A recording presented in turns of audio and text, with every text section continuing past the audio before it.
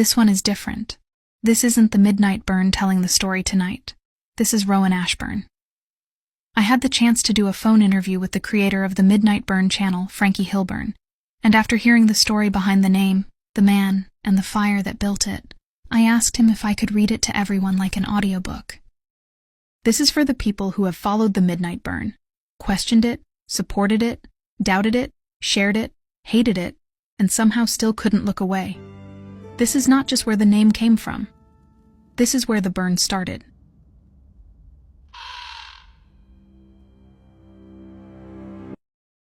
Frankie Hilburn was born and raised in Mississippi's Pine Belt region. Tylertown, to be exact.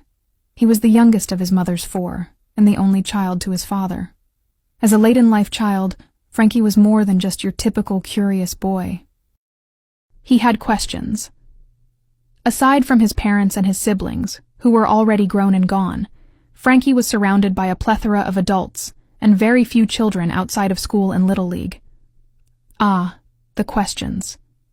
With mostly adults surrounding him in his childhood, from older first cousins to the small-town friends of the family who would stop by for a visit, or folks having a conversation at his parents' fruit stand. Frankie heard only grown-up conversations. These were conversations he never held with those boys on the playground or on a ball field. Even though children don't converse the way adults do, Frankie was also a quiet child due to having a stutter. Rather than trying to fight and force the words out at home and amongst his adolescent peers outside of his speech class, Frankie chose to be silent and listen. Yet listening, as one tends to do, means you hear many things. Things were spoken right in front of him because those around him didn't realize that after having a child so late in life, they were just too used to speaking freely. And so, one little blonde-haired, green-eyed, puffy-cheeked little boy who wore black cowboy boots and ran around with a cap gun eventually spoke up. Curiosity about current events in and outside the family home, and hearing stories of the past, piqued his interest enough to swallow and breathe before opening his mouth to ask any and everything. How can anyone, young or old, know anything being said in front of them that they're unfamiliar with if they don't ask? See, that in itself is a valid question. Anyway, Frankie grew up, his stutter becoming something he conquered, and though at times he still had his quiet tendencies and comfortable silence within himself, he still had questions. He had bigger questions, serious ones, questions that you couldn't deny were good ones, as children do as they grow up and get introduced to a world that's not Disney and Nickelodeon. These questions, however, weren't just born out of curiosity from a teenage boy who could articulate and understand better than when he was a little boy. The world comes into view better with each passing year. Our brains develop and things within our own families begin to make more sense. The things we see and hear aren't sunny with a breeze, but more bitter with a cold, hard truth. Once the brain is fully developed when we're teenagers, the world starts to look dim and hard, even before life starts kicking us in the teeth in our early adulthood. For Frankie, though, that teeth-kicking would arrive all too early. Life and his questions, well, that is what made him the Midnight Burn. Picture seeing things from an early age that other children, probably most children, wouldn't see. Hell, even adults, if I'm being honest here. And I am. Like, for example, your parents pull up to the scene of a single car wreck where tragedy strikes within the family. Your sister's husband, his car, and a tree. The brother-in-law to you and father to your sister's young children, burnt to a crisp from the accident. And you, a child yourself, staring at death in this manner, your sister losing her mind as she stands with your father. A small boy with understanding but not fully understanding death, the situation, or the reactions and words spoken in this manner. That unlocks a core memory. Or how about a family member's suicide aftermath, riding over to the scene with your father and seeing a pickup truck that's smattered with... Well, you can guess what those little eyes saw. Taking it further, though, your dad and you clean up said aftermath.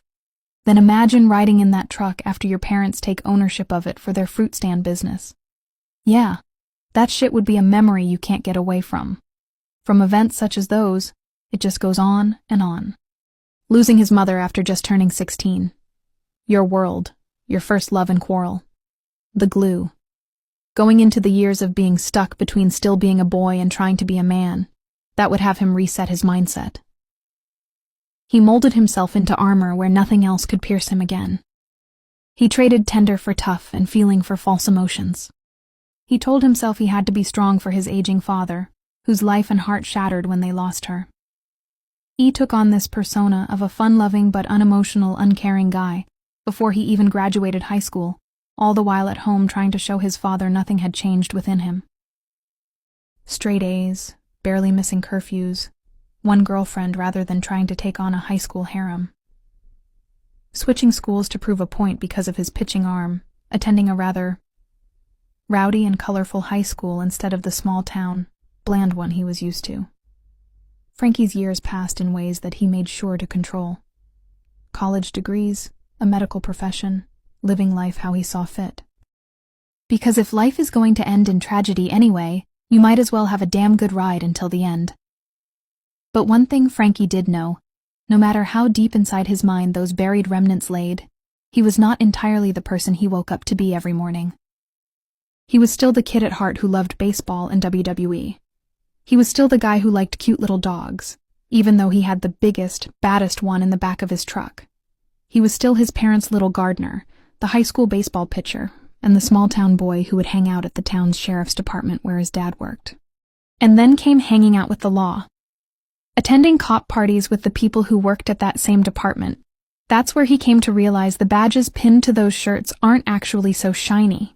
It wasn't just that they were seen in a more "you're just like me" light once they were out of uniform, standing around the grill in polo shirts, khaki shorts, Sperry's and Oakley shades, sipping on a cold one and having some laughs. No, that's where Midnight Burn saw that sometimes a badge is bent before it's even worn to the side. The conversations he was drawn into were disgusting. The morals of those men couldn't be found if they were a magnet for morality coins. It angered Frankie to know those few were starched up on shift, being fake for the community they served while serving hell to those they deemed beneath them. Frankie's anger grew. It even grew at himself as he realized the armor he had built around himself was nothing of who he really was. The older he got, the things he himself did, and how he handled things that got him into places in life after his father's passing. And he broke. Opening his eyes to the world around him, he rebuilt himself into the man he really is. The person, son, and man he always had been. He thought back to the crazy twists and turns that he had been through in life. 3 decades of hearing, seeing, witnessing, and taking part in events that not many people experience, even if they live to be 100 years old. His attention was always tuned in, even when his face showed no worries, cares, or concerns.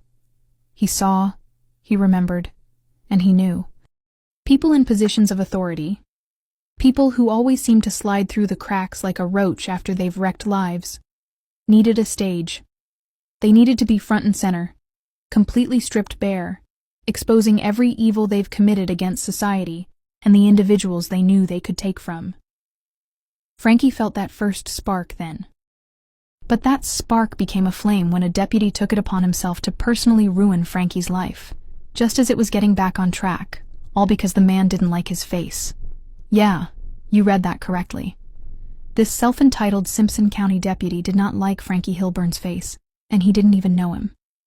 In the fight of his life against this piece of shit with a crooked badge, Frankie's flame became brighter and bigger.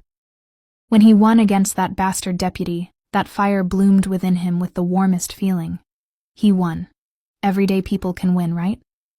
Then came the untimely, unfair, and soul-shattering passing of Frankie's nephew, a man just a few years younger than his uncle.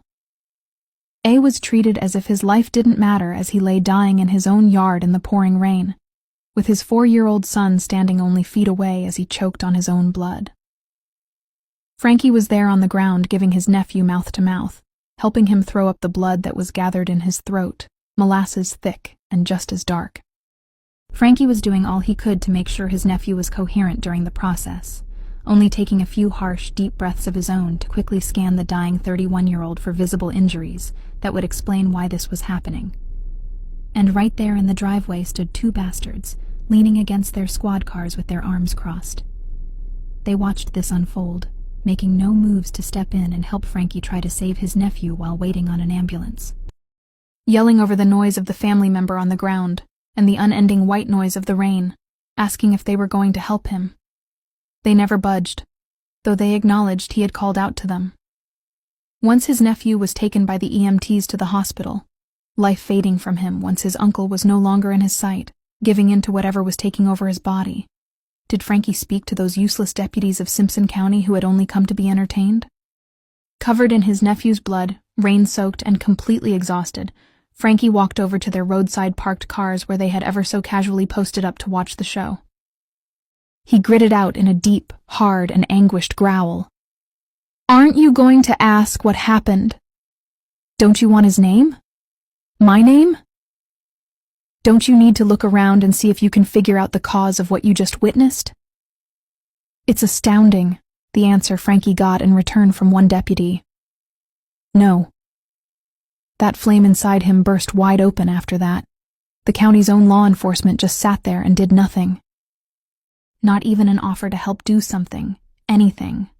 And to top it off, they didn't ask questions, take names, look around, or get an official statement. After the passing of his nephew, Frankie was on the edge of losing all hope. The most important people to him were then officially dead and gone. He was in alone, broken-hearted and soul-shredded. It didn't matter if people were offering to be there or repeating the same hollow sentiments often heard when loved ones die. He only had himself because who else was there for him now that the trusted ones had gone? In his mind, he couldn't be sure of who to trust, to turn to. Being burned before will make you question everything around you. What life was there to care about now? His flame was slowly dimming. His care was in the wind. His mind occupied with conspiracy theories zigzagged inside his head. Then, a stroke of divine intervention grabbed Frankie Hilburn, shaking him back into the game. A false call to law enforcement. While a false call might not normally be associated with divine intervention, it served a specific purpose for the man known as Midnight Burn. That call turned into a false arrest, and paying some old dues brought him right back to what he was meant to do: expose corruption on a stage for everyone to see. The story he had to tell included the local sheriff who snubbed his handshake, saying Frankie had dirty hands. Hands that were barely covered in a black dusting from having just changed a tire. Little did he know at the time, it was the sheriff's hands that were the dirtiest ones of all. The encounters with aggressive deputies, and witnessing others being treated with contempt. Frankie observed an environment where individuals followed questionable leadership while committing their own misdeeds. He saw surrounding counties with similar departments and law enforcement officers who he felt were unfit for the uniform. Individuals he viewed as malevolent for their own selfish gain. Up and down the state of Mississippi, into the midnight hour and beyond, Frankie researched. Cold cases from decades before his time that were forgotten, ignored, or covered up. Men, women, and children silenced after encountering those who avoided accountability. Families seeking answers and justice for their loved ones, dead and alive. The wrongly convicted. Missing people. Ignored and dismissed individuals seeking help from those sworn to protect and serve. Case after case, story after story, Frankie did what he does best. He asked questions. He gave those in the wrong, the corrupt and the predatory, a stage for all to see called the Midnight Burn Channel. And during the course of creating his stage, Frankie Hilburn hadn't been alone. He had his people show up and stand by him. Family doesn't just have to be blood relatives, and if there's something this man has built along with his chosen name, it's a family. The Midnight Burn family. From YouTube to Facebook and TikTok on his social platforms, within just a 10-month period he averages 4 million views per month. Also owning an LLC for his merch brand, and as of today, June 7, 2026, he expanded the channel, now having his own website, themidnightburnchannel.com. The name was born from a man who used his own life experiences, from the good, the bad, the ugly, and sometimes the funny, to bring knowledge of the difficult realities faced by Mississippians every day, in every county, in all the big and small towns. When the midnight burn strikes that match, what comes next is raw, unapologetic exposure to the truths he's uncovered. And just like any other story ending, you've heard that name. It's only right to give the proper ending he would definitely approve of. Until next time. Catch the dice. They rollin'.